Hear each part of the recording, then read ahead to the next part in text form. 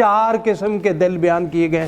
ایک دل وہ ہے جس کو قلب کاس کہتے ہیں، ایک وہ دل ہے جس کو قلب ناس کہتے ہیں، اور ایک دل وہ ہے جس کو قلب مشتاق کہتے ہیں، اور ایک دل وہ ہے جس کو قلب وجدانی کہتے ہیں۔